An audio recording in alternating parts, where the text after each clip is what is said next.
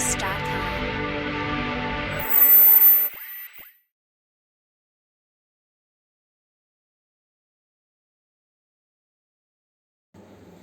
Hi students, APMSET 2020 admissions for MPC stream నిన్న అయితే press meet జరిగింది ఆదిమూలపు సురేష్ గారి ద్వారా.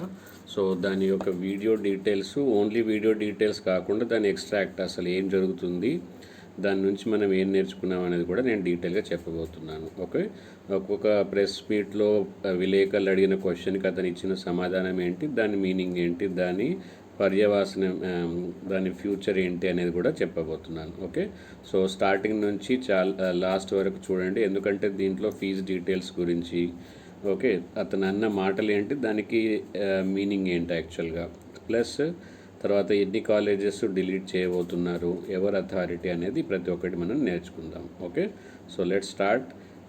మీరు ఒకవేళ ఫస్ట్ టైం విజ్కెమ్ యూట్యూబ్ ఛానల్కి అయితే లాగిన్ అయితే వీడియో చూస్తున్నట్టయితే ఇమీడియట్గా సబ్స్క్రైబ్ చేయండి. చాలా విషయాలు ఒక సైంటిఫిక్ వేలో రీసెర్చ్ ద్వారా జరిగి మీ ముందు ఉంచబడతాయి. సో అది అనేది మీకు చాలా important. Okay, so let start.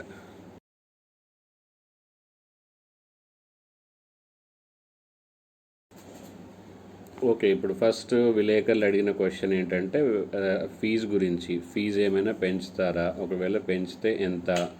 Okay, so అప్పుడు మన మినిస్టర్ గారు ఏమన్నారంటే మోస్ట్లీ 30% అయితే ఆల్రెడీ ప్రైవేట్ స్కూల్స్ కాలేజెస్కి ఫీజు తగ్గించమని చెప్పాము కోవిడ్ టైంలో. సో అలాంటి ఛాన్సెస్ ఉన్నప్పుడు మనకు ఫీజు పెంచే ఛాన్స్ అయితే అసలే లేదు. ఒకవేళ ఉన్నా బై నామినల్గా ఉండే ఛాన్స్ అయితే ఉంది అని అతని మాటల ద్వారానే చూద్దాం. స్కూల్ ఎడ్యుకేషన్ కూడా 70% చూపించాలని చెప్పాం కదా. కాబట్టి లాస్ట్ టైం కూడా మనం చెప్పడం జరిగింది, ఆల్రెడీ 3 years ఫీజు వాళ్ళు ఇవ్వడం జరిగింది. సో దాని మీద వాళ్ళు ఇచ్చిన రిపోర్ట్ ఈరోజు రెగ్యులేటరీ మానిటరింగ్ కమిషన్ ఇచ్చిన దాని మీద అసలు చేస్తాం. అట్లానే ఉండొచ్చు, అంతేనే ఉండొచ్చు, సేమ్ ఫిగర్స్ ఉండొచ్చు.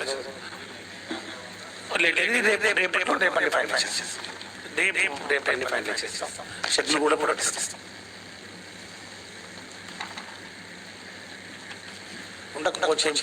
లాస్ట్ లాగే ఉండొచ్చు.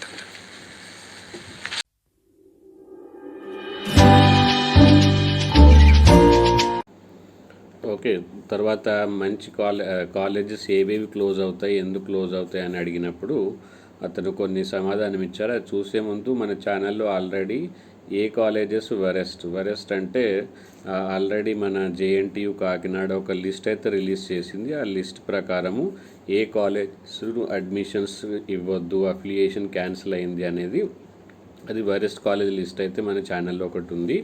ఆ వీడియో లింక్ కూడా నేను డిస్క్రిప్షన్ బాక్స్లో అయితే ఇస్తాను, ఖచ్చితంగా చూడండి. తర్వాత బెస్ట్ కాలేజెస్, ఇప్పుడు కౌన్సిలింగ్ స్టార్ట్ అయితే మీకు వెబ్ ఆప్షన్ స్టార్ట్ అయితే మీరు సెలెక్ట్ చేసుకోవాల్సింది చాలా ముఖ్యం. బెస్ట్ ఇంజనీరింగ్ కాలేజెస్ ఏంటి, తర్వాత ఒకటి బెస్ట్ కోర్సెస్ ఏంటి, 2 రకాల వీడియోస్ అయితే మన ఛానల్లో ఉన్నాయి. ఒకటి best colleges and worst colleges list, ఒకటి బెస్ట్ కోర్స్ లిస్టు. కొత్తగా కొన్ని సీట్స్ యాడ్ అయ్యాయి, కొన్ని ప్రైవేట్ కాలేజెస్ అకాడమికల్లీ స్ట్రాంగ్ ఉన్న కాలేజెస్ మాత్రము లేటెస్ట్ అవసరాలకు అనుగుణంగా కొన్ని కోర్సెస్ అయితే స్టార్ట్ చేశాయి.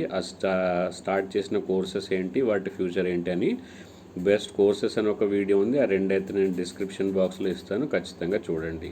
సో ఇలా ప్రతి ఒక్కటి మీకు ప్రూఫ్తో పాటు. ఓకే, సో ఇది బెస్ట్ కాలేజ్ అని నేను డిసైడ్ చేయలేదు, NIRF డిసైడ్ చేసింది. ఆ లిస్ట్ కూడా ఉంది.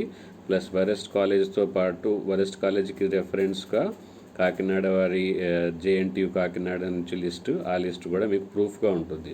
సో ఇక్కడ ప్రతి ఒక్కటి సైంటిఫికల్గా టైం వేస్ట్ చేయకుండా ఉంటుంది, కాబట్టి అది చూడండి. సో ఇప్పుడు మనని మినిస్టర్ గారు అడిగిన క్వశ్చన్ ఏంటి చూద్దాం. ఓకే, మళ్ళీ విలేకరులు ఇప్పుడు అడిగారు ఏమని, ఏ కాలేజెస్ క్లోజ్ అవుతున్నాయని, ఎందుకు క్లోజ్ అవుతున్నాయని. ఓకే, సో ఒక టీం అయితే ఆల్రెడీ చాలా కాలేజెస్కి వెళ్ళింది వాళ్ళ నాణ్యత ప్రమాణాలను టెస్ట్ చేయడానికి. నాణ్యత ప్రమాణాలు సరిగ్గా లేకపోయినా, అడ్మిషన్ సరిగ్గా జరగకపోయినా, ఓకే, ఎలాంటి ప్రాబ్లం ఉన్నా ఆలోచించకుండా కాలేజెస్ క్లోజ్ చేస్తామని, తర్వాత క్లోజ్ చేయడమే కాకుండా వాటికి వెబ్ ఆప్షన్స్లో కూడా మీకు బై మిస్టేక్ కూడా సెలెక్ట్ చేసుకోకుండా, చాలామంది వెబ్ ఆప్షన్స్ ఉన్నప్పుడు కాలేజీ బ్యాక్గ్రౌండ్ గురించి వెరిఫికేషన్ చేయకుండా సెలెక్షన్ చేసే ఛాన్స్ ఉంది కాబట్టి ఆ పేర్లను వెబ్ ఆప్షన్స్లో నుంచి కూడా డిలీట్ చేస్తామని అన్నారు. అది ఎలా అన్నారో చూద్దాం.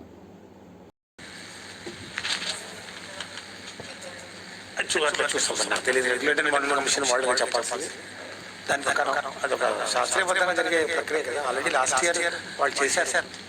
లాస్ట్ ఇయర్ ఎక్సర్సైజ్ అన్ని ఇన్స్పెక్షన్ చేయడం జరిగింది, వాళ్ళు హియరింగ్ జరిగింది, మళ్ళీ ఈసారి కూడా హియరింగ్ జరిగింది. ఆ హియరింగ్లో కూడా పెద్ద మార్పు ఏం కనపడలేదని చెప్పి నాకు వచ్చిన ప్రాథమిక సమాచారం. Minimum 35 compulsory.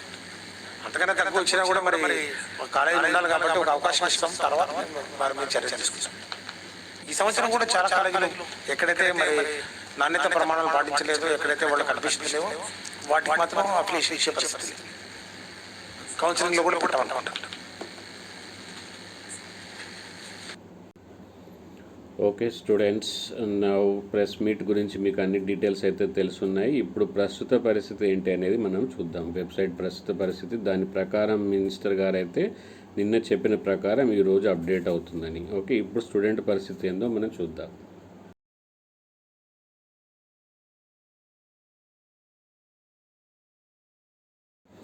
ఓకే స్టూడెంట్స్, ఇది ఇప్పుడు ఈ టైంలో మన లైవ్లో మన వెబ్సైట్లో ఉన్న పరిస్థితి.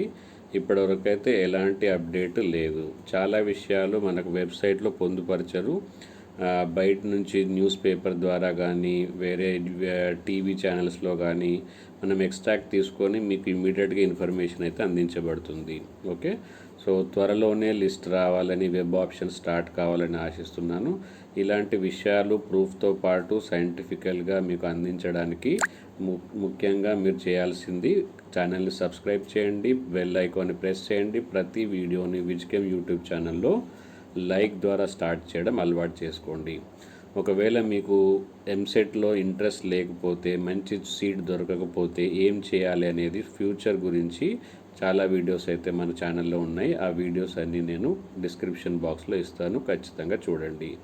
ఇప్పుడు మీరు స్పెండ్ చేసే ప్రతి మినిట్ మీ యొక్క లైఫ్ డిసైడింగ్. సో ఇప్పుడు తీసుకునే డెసిషన్స్ మాత్రం చాలా జాగ్రత్తగా తీసుకోవాలని, సురక్షితమైన హ్యాపీ జీవితాన్ని సాగించాలని కోరుకుంటూ విజ్కెమ్ యూట్యూబ్ ఛానల్ బాయ్ బాయ్.